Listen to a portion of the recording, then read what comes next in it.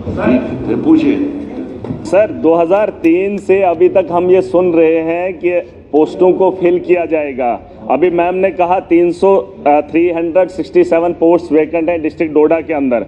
जवाब में आता है कि इस बार 594 पोस्टों के बारे में सोचा जा रहा है ऑल ओवर J&K। सर आप मुझे बता दीजिए 367 मेरे डिस्ट्रिक्ट में खाली हैं, तो 594 से क्या ही होगा सर। हमारे जो हायर सेकेंडरीज हैं फार फ्लंग एरियाज में है, कई किलोमीटर चलने के बाद हायर सेकेंडरी तक पहुंचा जाता है, और वहां पर अगर बच्चे को तालीम बेहतर नहीं होगी, CRC से सर काम नहीं चलेगा। हायर कर सकते हैं, हमारे पास वेल क्वालिफाइड एक तबका है। मैं चाहता हूं MG नरेगा में ही अगर उन लोगों को वही काम दिया जाए, अगर सरकार के पास पॉलिसी नहीं है उनको वही काम दिया जाए जो उस काम के लिए बना है। MA MPhil PhD double degrees लेकर हैं सर, उन नौजवानों के बारे में नहीं सोचा जा रहा। और ये मामला आज का नहीं है, इस हाउस के अंदर मैं पहली बार आया हूं, लेकिन ये तमाशा मैं स्कूल के टाइम से देख रहा हूं। जो 2003 में हायर सेकेंडरी थी, न तब लेक्चरर था और न अब लेक्चरर है। सर इसको थोड़ा सा सोचना चाहिए, चाहे ये लोग हैं या हम लोग हैं। सर अगर हायर सेकेंडरी में एजुकेशन में स्टाफ नहीं होगा तो हमारी नस्लें बेहतर कैसे मुमकिन है। तो इस पे प्रायोरिटी पे 594 से काम नहीं चलेगा सर। मेरा ही 367 का आंकड़ा है, तो बताओ मेरे डिस्ट्रिक्ट में 367 कैसे फिल किया जा सकता है। सर ये कोई जवाब नहीं। और ये मैं बता रहा हूँ 2003 से, मैं जब स्टूडेंट खुद रहा हूँ 2003 से सर मामला देख रहा हूँ। इस पे थोड़ा सा हाउस को सोचना पड़ेगा, क्योंकि नौजवानों की नस्लों के बारे में, बेहतरी के बारे में हमें बदलाव लाना है। और सर दूसरा है इसमें, पूछो अपने सवाल, जवाब सुनो ना, जवाब सुनो। सर एक जो ऑनरेबल मेंबर साहब ने सवाल पूछा था कि वैकेंसीज़ के बारे में, उसके बारे में हमने जवाब दे दिया है। लेकिन इसके अलावा जो 140 जो हैं वो CRCs के ज़रिए जो हैं उनको लिया गया है, ताकि जो टीचिंग सब्जेक्ट्स वहाँ पे होते हैं उनको पढ़ाया जाए। उसके बावजूद जो है डिपार्टमेंटल प्रमोशन के ज़रिए भी जो है उसमें भी लेक्चरर्स जो हैं 10+2 की डेफिशिएंसी जो है उसको पूरा किया जा सकता है। उसके अलावा जो ऑनरेबल MLA साहब 594 पोस्ट की बात कर रहे हैं, ये 3 साल से कहाँ सुन रहे हैं, जब से पढ़ रहे हैं। ये तो जब यही सरकार बनी उमर अब्दुल्ला साहब की क़ियादत में, उसके बाद ये पोस्ट जो है, जब हमने शुरू किया था एजुकेशन डिपार्टमेंट संभाला था, उसके बाद ये 594 पोस्ट जो है सर्विस सिलेक्शन बोर्ड को रेफ़र किए गए हैं।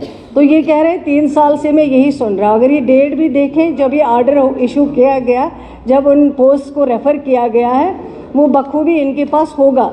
कमी तो है, मैं मानती हूँ कि कमी है, लेकिन ये कमी जो है इसको टाइम लगेगा जो है पूरा करने में। हम भी चाहते हैं कि availability of teachers, lecturers, professors, assistant professors जो हैं वो होनी चाहिए, क्योंकि जब आपके पास डिपार्टमेंट होगा, एजुकेशन जो है इंस्टीट्यूशंस होंगे, लेकिन उनमें टीचर नहीं होगा, उनमें प्रोफेसर नहीं होगा, उनमें असिस्टेंट प्रोफेसर नहीं होगा, फिर उन इदारों का कोई मायने नहीं है, कोई मतलब नहीं है। मैं खुद मानती हूँ इस चीज़ को। लेकिन अब जो है जो 10 साल में रिक्रूटमेंट नहीं की गई हैं, जैसे वैकेंसीज आती गई, रिटायर हो गए लोग, SRO केसेस नहीं लग पाए इतने बरसों में, तो अब ये 3 महीनों में या 4 महीनों में कमी पूरी तो नहीं होगी, इसमें टाइम लगेगा पूरा होने में। और कब पूरी होती हैं, जितना पॉसिबल होगा, जो डिपार्टमेंट के हाथ में है। अवेलेबिलिटी ऑफ फंड्स को भी देखना है, जो डिपार्टमेंट कर सकता है, जो डिपार्टमेंट के हाथ में है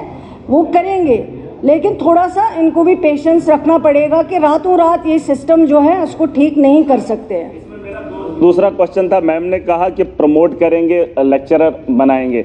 सर वो जो नीचे वाला तबका होगा फिर हाई स्कूल का, तो वहाँ खाली रह जाएगी, तो वो पोस्टें फिल नहीं कर पाएंगे। उसके लिए मैंने दूसरा सवाल इनको पूछा था कि जो कॉन्ट्रेक्चुअल बेसिस पे हमारे लेक्चरर्स पिछले 10 साल से 15 साल से छोटे से अमाउंट में काम कर रहे हैं, मैं चाहता हूँ सरकार का ध्यान रहे उसी तर्ज पे जो है अगर और पोस्टें निकाली जाए, और टाइम टू टाइम उन्हें जो है 10, 15, 20, 25 हज़ार में जो एक लेक्चरर हमारा काम कर रहा है, क्योंकि उसके पास कोई काम ही नहीं है, वो अगर हमारे बच्चों को पढ़ा रहा है तो मुझे नहीं लगता है कि सरकार के पास इतना बड़ा बोझ पड़ जाएगा कि वो उन लोगों को जो है वहाँ पे अपॉइंट नहीं किया जाएगा। सर उसमें क्या है कि वो जो वहाँ पर जब मतलब सेशन आता है तो सेशन से पहले ही उनको जो है निकाल देते हैं। वो भी सर पढ़ा लिखा तबका है, उनके बारे में सोचना चाहिए। कंटिन्यू रख लीजिए ना, 20-25 हज़ार में आपको लेक्चरर मिल रहा है सर। इतना सस्ता देश के अंदर क्या दुनिया के अंदर कहीं पे भी नहीं है कॉन्ट्रेक्चुअल लेक्चरर जो हमारे यहाँ जम्मू कश्मीर के अंदर। मैं चाहता हूँ मैडम साहिबा को ये बताना चाहूँगा कि उन लोगों को जो है कंटिन्यू रखा जाए, ताकि 15-15 साल से वो सर्व कर रहे हैं, वो पढ़ा रहे हैं हमारे बच्चों को सर। उनको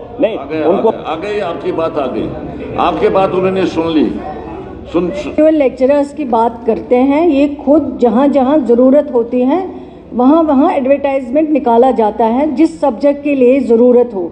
और एडवर्टाइज जब आते हैं उसमें फॉर्म आ जाते हैं, जो भी उसके लिए क्वालिफाई करता होगा वो फॉर्म वहाँ पे भरते हैं। फॉर्म भरने के बाद जो भी वहाँ पे कमेटी होती है, सिलेक्शन कमेटी, उनको जो भी लगता है उस एडवर्टाइजमेंट के दौरान उनको लिया जाता है उसमें। लेकिन अब 15 साल या 8 साल या 1 साल के लिए जो वहाँ डिसाइड करते हैं कि कितने देर में इनको रखना है, और जब री एडवर्टाइज हो जाता है, जो टाइम दिया जाता है इसमें, जब री एडवर्टाइजमेंट हो जाता है 1 साल के बाद या 2 साल के बाद, उनको भी उसमें मौका दिया जाता है ताकि वो फिर से अप्लाई करें। अगर उनको फिर से एज पर मेरिट जो है फिर से अगर उनको कंसिडर किया जा सकता है, और उनके लिए कुछ जो है परसेंट इसका भी रखा जाता है कि एक्सपीरियंस इनका है, इन्होंने इतनी देर काम किया है, इनकी क्वालिफिकेशन ये है, वो वहाँ पे देखा जाता है, उसको भी कंसिडर किया जाता है।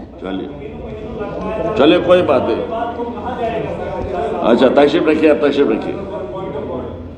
कोई टफ ऑर्डर नहीं होता क्वेश्चन आवर में, देयर इज नो कोई टफ ऑर्डर। मिशन दिए